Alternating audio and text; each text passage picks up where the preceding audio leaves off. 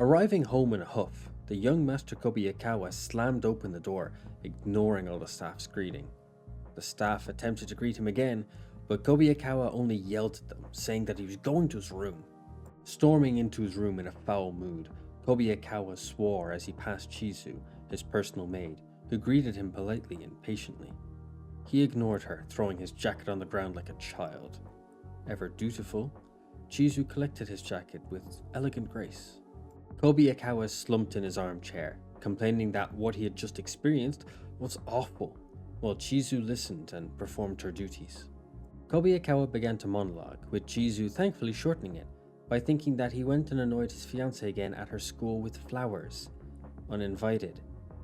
As she thought all this, a look of disappointment and irritation formed on her normally stoic face, and it was not missed by Kobayakawa.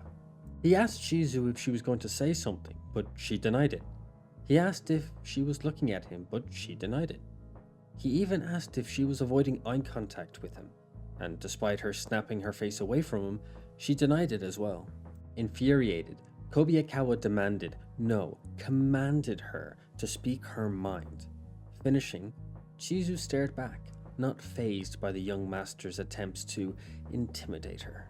With an icy expression and a cool, controlled voice, she says that she will do as he asks. Chizu's cold voice, lacking compassion for Kobayakawa's ignorance, cut him like a knife.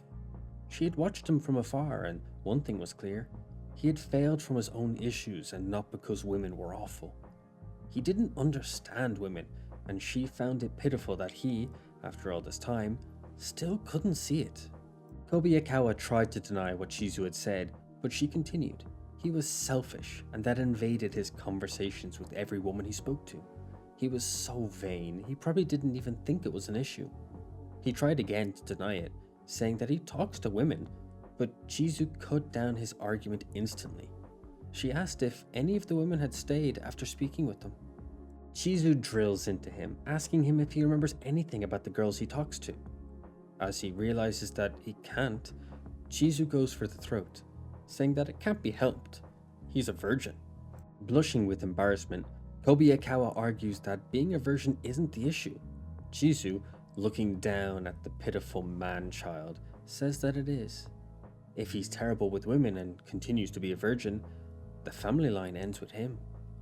Trying to pass the embarrassment to Chizu, Kobayakawa says that if he just needs to lose his virginity, then Chizu can do it for him. Realizing how weird he sounded, he looked to Chizu. She seemed to be contemplating what he had just said intensely. Being the loyal maid she is, Chizu agreed and began to prepare. Kobayakawa, stunned by her agreement to a ridiculous request, questioned if she was serious. With her face still like a porcelain doll, she informed him that she was serious, and he can do what he wanted with her. Once in the position to lose his virginity, he didn't know what to do or where to start. Despite being allowed to do what he wanted, he didn't know what that was. He attempted to do this and that with Chizu, but it was a miserable failure.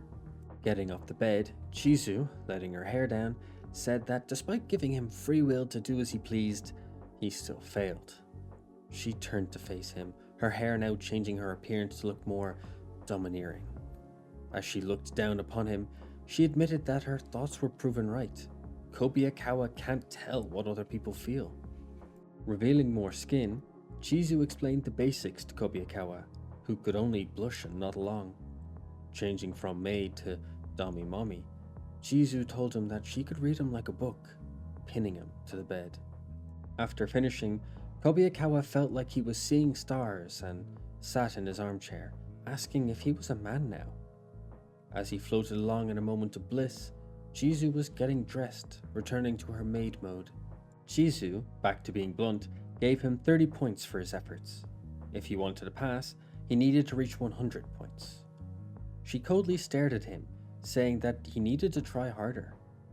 Kobayakawa questioned if that meant she was going to teach him some more. Smacking him with her hat, Chizu asked him not to question it out loud, even if he was to be proven right.